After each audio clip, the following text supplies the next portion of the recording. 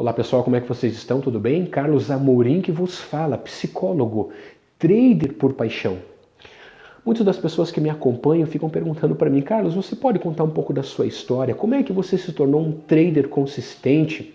Como é que foi a sua jornada para você se tornar um trader? Pois aí vai para você. Antes disso, por gentileza, curta esse vídeo. Se você ainda não é inscrito, se inscreva em nosso canal. Dê aquele joinha e acesse, aperte aquele alerta para que você, toda vez que tiver um vídeo novo, você receba imediatamente. Pois lá vai para você a minha história. Eu olhava o mercado financeiro com uma certa dúvida e achava que as pessoas perdiam muito dinheiro. É aquela máxima doida, né? Aquelas coisas que a gente tem medo, a gente tende sempre a falar mal daquilo que a gente não conhece sem antes experimentar. Então as pessoas falavam para mim do mercado financeiro, eu falei, cara, isso é bobagem, isso é fria, para com isso, você perde muito dinheiro nesse mercado, mas eu não entendi absolutamente nada do mercado financeiro. Eu trabalhei por 15 anos em uma determinada empresa. Eu era representante de uma empresa de um dos maiores atacados do sul do Brasil. Trabalhei por 15 anos. Eu atendia um cliente, um japonês muito inteligente, aonde tinha dinheiro ele estava participando. Era em leilão pela internet, era até com garimpo no Mato Grosso, ele estava. Onde tinha dinheiro ele estava. Então ele tinha muitos negócios, ele tinha negócio em Curitiba, negócio no norte do Paraná, no Mato Grosso. Ele era envolvido com dinheiro. Muitas coisas ele já me ofereceu para que eu participasse, inclusive dei até uma palestra para ele num dos negócios que ele tinha aberto. Eu fui palestrar para ele sobre comportamento do consumidor, sobre comportamento do vendedor frente ao cliente. No entanto, a história não tem nada a ver com isso.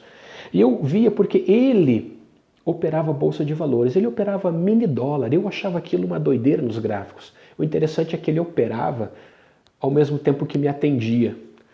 Então tinha horas que ele perdia, ele ficava bravo, horas que ele se distanciava de mim, da nossa conversa, olhava para o gráfico, cara, acabei de perder essa entrada, mas eu vou entrar mesmo assim, ia lá, ganhava ou perdia, ganhei R$1.000, perdi R$1.000, falei, cara, que doido isso, que bacana. Ele falou, pois é, isso aí você pode ganhar muito dinheiro no mercado financeiro. Eu falei, mais fácil desse jeito, só vendo os gráficos e ganhando? Eu falei, somente isso. Somente que louco, o mercado é o mercado fácil, mais difícil do planeta. Eu comecei a gostar daquilo ali. Eu comecei a gostar porque eu atendia toda a segunda-feira da semana, eu estava lá às 8h30 da manhã para atender e ele com os gráficos já abertos, estudando, às 9 horas entrava, ele continuava estudando e operando, ao mesmo tempo conversando comigo. Uma loucura. Ele perdeu várias vezes em operações porque ele não sabia se dava atenção para o gráfico ou para mim. Mas eu gostava daquela ideia, eu achei interessante. No entanto, eu com 15 anos já trabalhando na mesma empresa, eu já estava completamente estafado, eu já não suportava mais trabalhar e fazer as mesmas coisas que eu fazia. Para você ter uma ideia, eu trabalhei 15 anos atendendo todos os dias, todos os mesmos dias da semana eu estava no cliente. Então, nesse japonês, por exemplo, eu vou falar japonês porque é uma maneira de identificá-lo, né? Ele é um japonês muito inteligente, inclusive.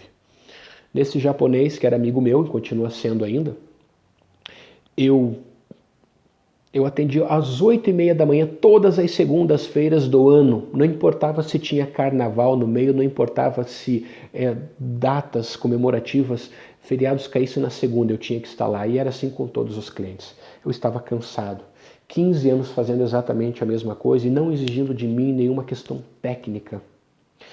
Numa pós-graduação que eu fiz em marketing, um dos professores falava assim, é injusto que uma pessoa fique no mesmo trabalho por muitos anos na vida. A vida é muito curta.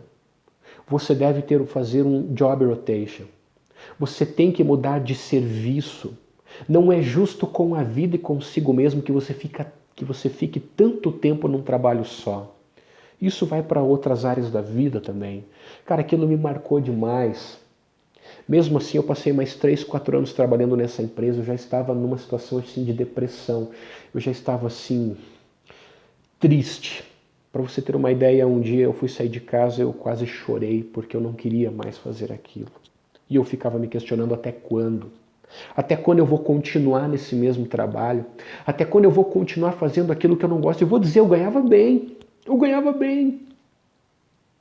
Mas é aquela zona de conforto que a gente fica. E ao mesmo tempo eu dava outras palestras também, mas eu não conseguia conciliar porque eu deveria estar à disposição dos meus clientes pelos 5 dias da semana. Quando eu tentava fazer outros tipos de trabalho, confrontava os meus horários, eu não conseguia, então eu ficava preso, eu não conseguia fazer mais nada. Até que um determinado dia eu cheguei no meu chefe, gerente, eu tinha um bom relacionamento com ele, e falei da minha situação, porque eu já estava, junto com a minha esposa, cuidando de lojas de roupa. Nós já tínhamos 3 lojas de roupa que estavam indo muito bem, e eu falei pro meu chefe, cara, preciso ir embora, mas eu preciso que você faça um acerto para mim. Ele concordou. Depois de 4 meses, ele me deu aquele dinheiro, né, dos meus 15 anos trabalhado, e eu fui viver a minha vida como trader. E daí eu fui encarar a bolsa de valores.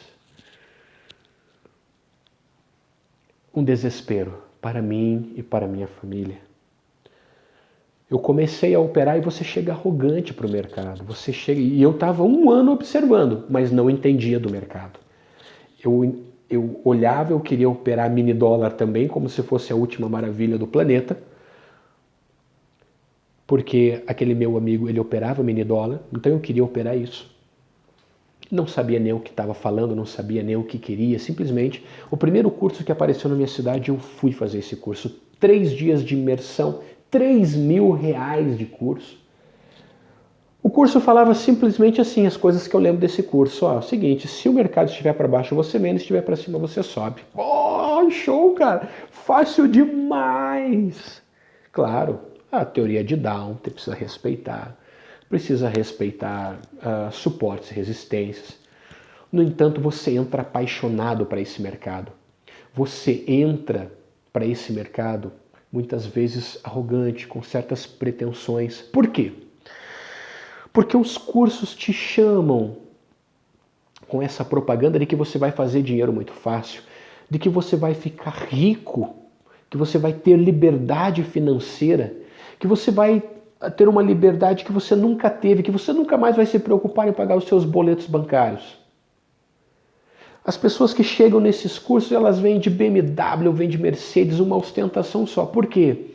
Porque as pessoas sabem que nós, cidadãos comuns, pessoas normais que querem alavancar na sua vida, preferem fazer negócios com gente aparentemente melhor sucedida. Todo esse cenário vai te montando a mente. Todo esse cenário vai transformando e colocando você num mundo de fantasia ideal, que é o que eu entrei. E começou a minha saga. Eu já fui apresentado para Forex, para o mercado de Forex. Operava todos os pares de moedas. Todos os pares, tudo aquilo que existia eu operava. Então se estava indo para baixo eu tentava vender, e se estava indo para cima eu queria comprar.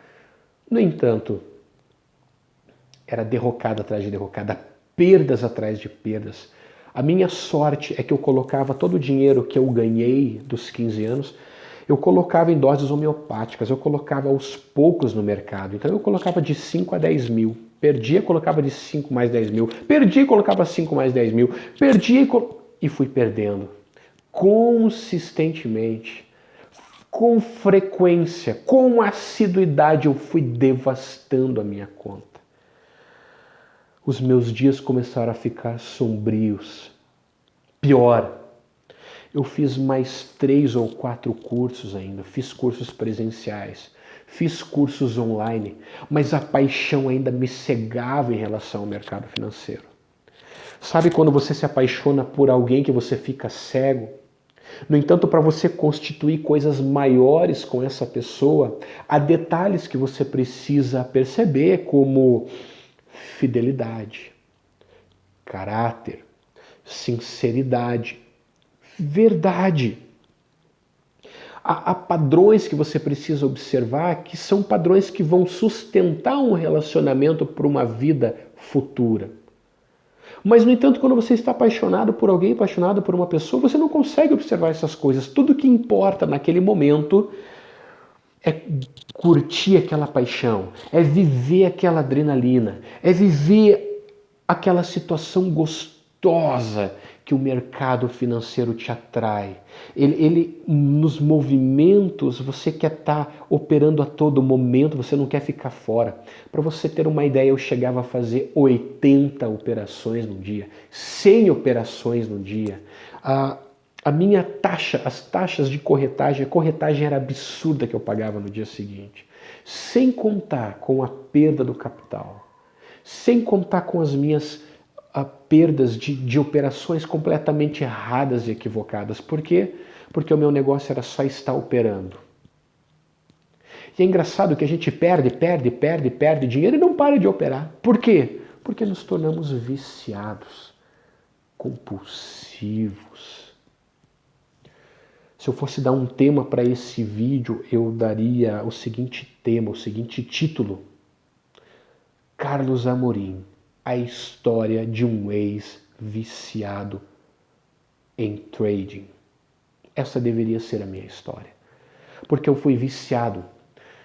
Eu operava de maneira compulsiva. Eu operava de maneira a derreter o meu capital. Eu entrava em operações, eu perdia o timing de entrada, mesmo assim eu queria operar. Eu pegava a operação pelo meio do caminho, o mercado vinha corrigir e me estopava. Ou então quando você já estava operando, você já estava naquele overtrading diário, no final do dia você cometia as maiores loucuras. Houve um dia que eu consegui, numa operação com apenas 5 mil reais de capital no dia, olha a minha gestão de risco completamente errada. Eu consegui fazer R$ 1.800. Eu fiz uma excelente operação que eu fiz, ganhei R$ 1.500, com uma operação corretíssima, bem entrado, no entanto, com a gestão de risco completamente errada.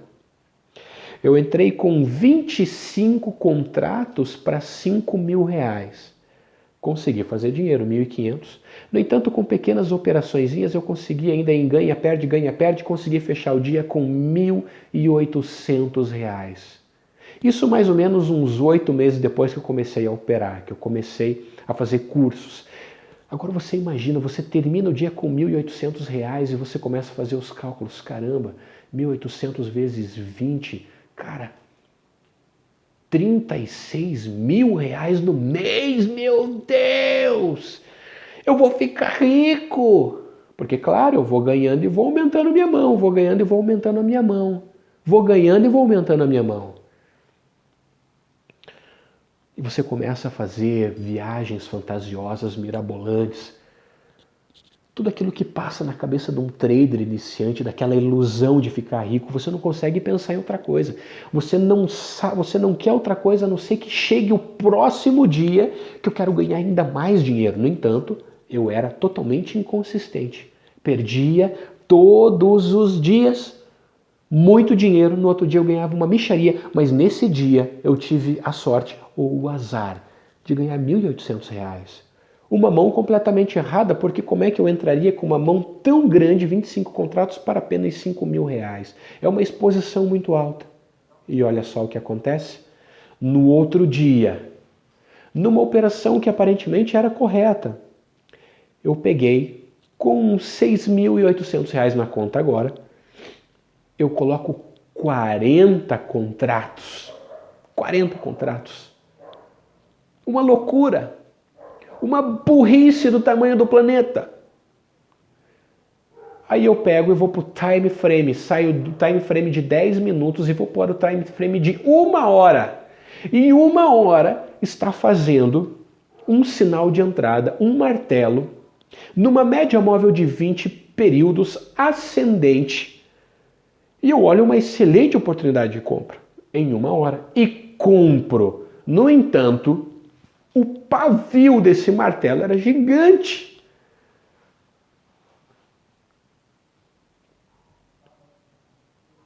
Entrei na operação. Quando de repente o mercado, antes dele ir lá para cima e atingir o alvo que estava correto, ele fez uma correção muito maior do que a minha gestão de risco e a gestão de risco da operadora. Quando chegou perto de R$ 5.000 de correção, a corretora, pau, me estopa. Lembro que foi numa sexta-feira. Eu fiquei sem chão naquela operação. Porque logo que a corretora me estopa, porque eu estava com uma perda excessiva de dinheiro de todo o meu capital, eu já tinha perdido mais de 70% do meu capital, o trade vai no meu alvo. No entanto, como um amador, como um iniciante, como alguém arrogante e prepotente, eu acabo sendo castigado pelo mercado financeiro. Minha esposa olha porque ela estava operando do meu lado. Ela estava, obviamente que ela estava entusiasmada com o dia anterior. Puxa, acabou-se aquelas perdas doidas e agora vai vir ganhos. E eu era para vir um ganho, no entanto, com uma gestão de risco incoerente, uma gestão de risco irresponsável. Foi-se mais de R$ 5.000 numa operação. Quase todo o dinheiro que eu tinha colocado ali. Qual é o desespero meu e da minha esposa que está olhando ali do lado? E agora eu vou tirar dinheiro da onde eu não posso derreter todo o meu capital. O fato é que eu derreti, de todo aquele dinheiro que eu ganhei, eu derreti quase 60% dele. Quando a minha esposa veio me colocar limites. Terrível, terrível, terrível. Porque você está viciado, você está compulsivo. Eu fazia 80 operações por dia. Eu operava Forex e dava um jeito de operar B3 ainda durante o dia. Uma loucura. Abria, eu chegava a dormir com operações abertas e eu acordava às madrugadas para olhar como é que estavam essas operações. Eu não tinha exatamente noção de alvos. Eu não tinha exatamente apenas stops, e às vezes os stops meus eram financeiros e não eram nem técnicos, então eu era estopado muitas vezes. O fato é que essa paixão cegante, ela não permitia que eu olhasse a direção dos preços, não me permitia que eu enxergasse os preços de maneira coerente e fazer uma leitura correta do que o mercado estava querendo me dizer através daqueles preços. Eu não tinha ainda, por mais que eu tivesse estudado tanto price action na minha vida, eu não conseguia entender por que os preços iam para cima ou para baixo. Eu simplesmente entrava nas operações, porque a adrenalina me pedia que eu apenas operasse. E eu operava e perdia, operava e perdia, operava e ganhava, operava e perdia, operava e perdia, operava e ganhava. E assim é esse ritmo, esse fluxo de operações, essa carga de adrenalina no sangue, como alguém que está jogando, é o que fez da minha vida se tornar um verdadeiro inferno. E se tornar, dentro de um aspecto mental, quase virado numa depressão. A minha esposa já não acreditava mais em mim. A minha esposa, ela queria qualquer coisa de mim, menos que eu ficasse na frente dos gráficos. Eu comecei a ficar demasiadamente triste quando terminava às 18 horas o mercado e eu olhava para o meu saldo financeiro, era mais um dia de derrota, mais um dia de perda, mais um dia de decepção, mais um dia de frustração. Desacreditava daqueles caras que me ensinaram, nos cursos que eles me mostraram, falei, esses caras não podem ganhar dinheiro, esse mercado é muito difícil. No entanto, eu não operava, eu não era disciplinado, eu apenas jogava o jogo. Costumo dizer daquele filme, né, Quebrando a Banca, um filme muitíssimo interessante, que mostra mais ou menos como funciona a mente de um jogador e a mente daquele que opera. O jogo 21 é o jogo Blackjack, um jogo muito famoso, e de um rapaz que era um gênio em matemática em Las Vegas para poder jogar. E ele fazia muito dinheiro, ele quebrava o cassino. Mas havia momentos de distração que ele apenas se entregava para o jogo e perdia. Como é que alguém que é um gênio, que costuma ganhar consistentemente dinheiro, consegue ainda perder? Porque se distrai. Somos traídos, perdemos mesmo ainda sendo consistente. Às vezes a gente faz alguns erros que nos chamam a atenção. Epa, calma que eu estou jogando, eu tenho que parar por aqui. Porque esse mercado nos chama para isso. Esse mercado nos chama para esse movimento do mercado que nós não queremos ficar fora. Minha esposa estava completamente desesperada. Ela já estava arranjando entrevistas de emprego para mim. Eu ficava completamente decepcionado, o meu humor mudava. Eu só conseguia sonhar e ter pesadelos com gráficos subindo e descendo.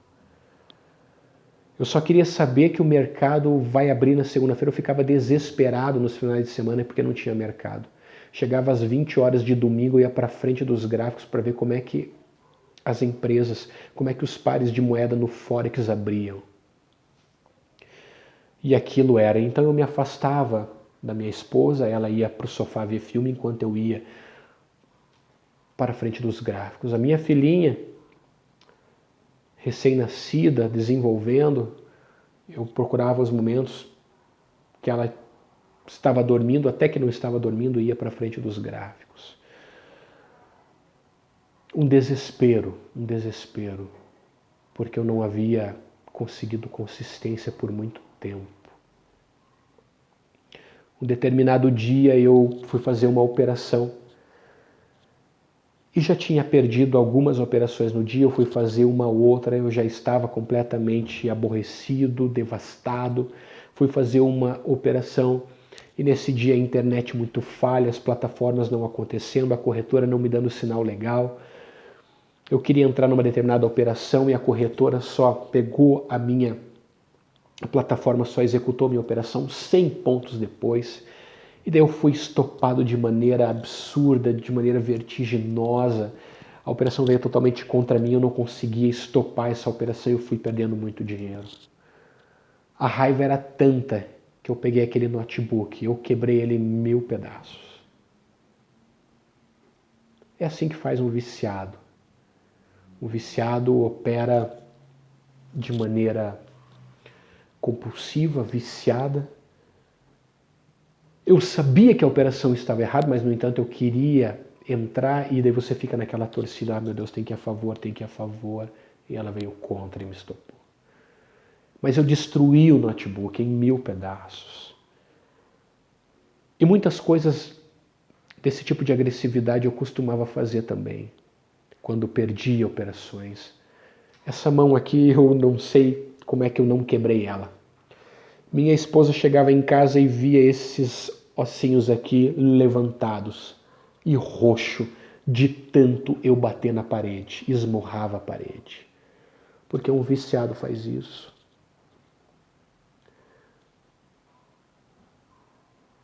Um viciado faz isso, um viciado entra nesse jogo e quando ele perde, só a devastação e frustração que é do tamanho da ilusão que criamos quando iniciamos na Bolsa de Valores. Talvez você não, talvez você tenha sido diferente.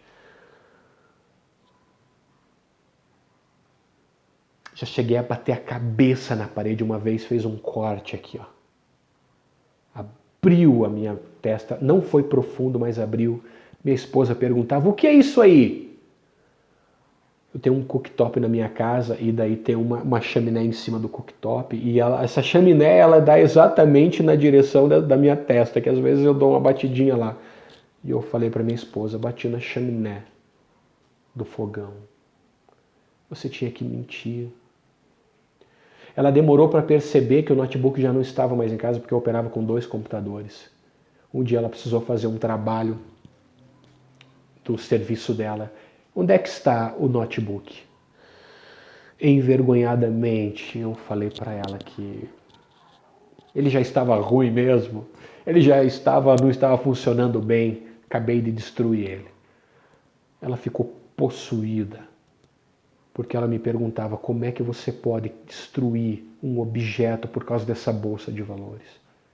E esses sinais vinham para mim, mesmo eu sendo psicólogo, vinham os sinais de que alguma coisa não está certa, alguma coisa não está correta, porque eu não posso estar perdendo dinheiro de maneira tão consistente.